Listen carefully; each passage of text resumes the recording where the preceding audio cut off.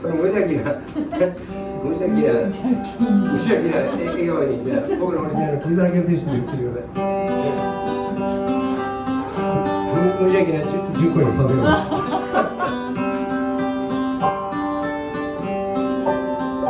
無邪気に飛び跳ねてた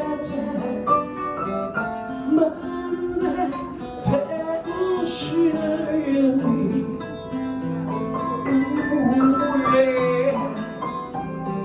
嘘も知らず素直でいられずあの頃は遠くSo far away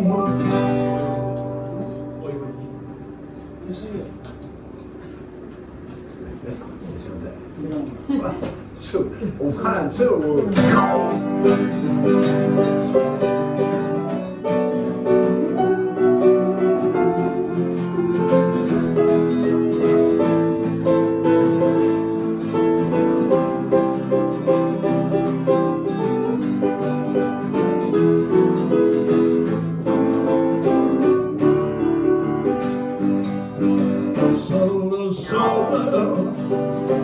いつものようにネオンが待ち受けせるだけど晴れの味寂しさを感じてる大人になれず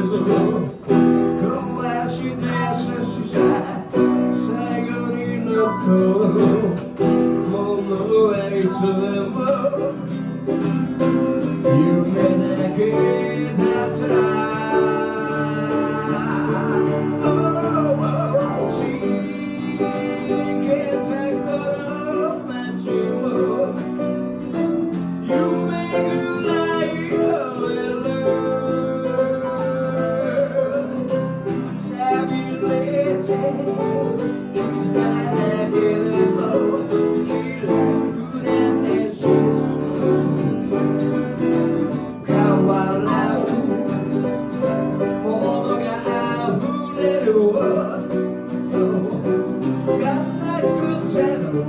れて自分にお似合いのブーツを探すのも楽じゃない素直になれず離れる愛しさちっぽけだぜ気がついたら月に吠えてた